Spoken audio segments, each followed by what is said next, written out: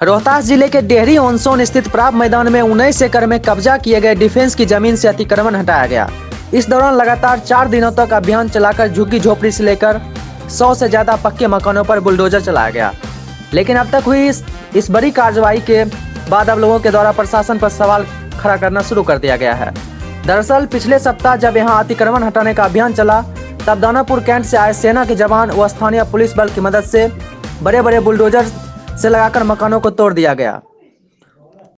दरअसल पिछले सप्ताह से जब यहां अतिक्रमण हटाने का अभियान चला, तब दानापुर कैंट से आए सेना के जवान व स्थानीय पुलिस बल की मदद से बड़े बड़े बुलडोजर से लगाकर मकानों को तोड़ना शुरू किया गया तो हड़कंप मच गया।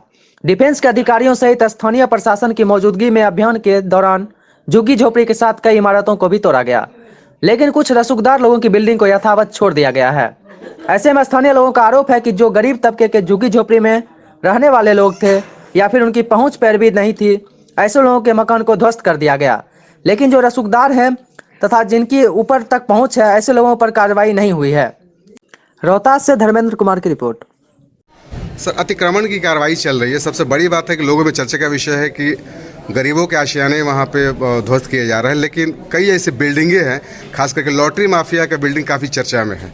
तो क्या आपका कहना सही है। हम लोगों ने किसी गरीब और अमीर की झोपड़ी नहीं उजाड़ी है। जो अतिक्रमित भू माफिया थे और अतिक्रमण किए थे, उनका मकान तोड़ा गया है। उसमें कई, हमको लगता है 100 के आसपास पक्के मकान थे, अच्छे मकान थे, उनका तोड़ा गया है। और कुछ अर्धनिर्मित मकान थे, एस्बेस्टस के या खपड़ेल थे या जो भी थे झोपड़ी थे, उनको हटाया गया है। जिस मकान के बारे में आप बोल रहे हैं, उसके लिए जो सेना के हमारे अधिकारी आए हुए हैं, उनको भी जानकारी है, हम लोग को भी है कि डिस्ट्रिक्ट जज साहब के कोर्ट से उस पर रोक लगाया गया है। इस संबंध में कल हम लोग का एक मीटिंग था डिस्ट्रिक्ट मजिस्ट्रेट और एसपी साहब के, उनके समक्ष मामला रखा गया है। हम लोग सरकारी अधिवक्ता को इसके लिए मंतव्य के लिए ले रहे हैं और कोर्ट में भी अपना पक्ष जल्द से जल्द सेना के लोग और हम लोग भी यहाँ से रखेंगे और वहाँ से जो ही उस पर हम लोग प्रयास कर रहे हैं कि रोक हटाकर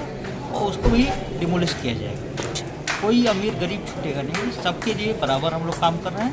और जो बिल्डिंग अभी आपको दिख रहा है, वो भी कुछ ही महीनों के अंदर या कुछ ही दिन के अंदर जो ही हमको आदेश वहाँ से प्राप्त हो जाएगा, हटेगा, उसके बाद हम कार्रवाई करेंगे। इस पर मुझे कहना ये है कि जिस तरह से झुग्गी झोपड़ी या सामान्य लोगों के जो मकान हटाए गए, उसी दायरे में वो बड़ी बिल्डिंग को भी हटना चाहिए। नियम स्वतंत्र भारत में नियम सबके लिए बराबर है, लेकिन जो ऊंचे सोर्स वाले लोग हैं, ऊंचे पकड़ वाले हैं, जो पैसे वाले लोग हैं, उनकी बड़ी बिल्डिंगें अभी भी यथावत है। तो झुग्गी झोपड़ी को तोड़ा जाए और ऊंचे सोर्स वाले लोगों को छोड़ा जाए, ये कहीं का न्याय संगत बात नहीं है।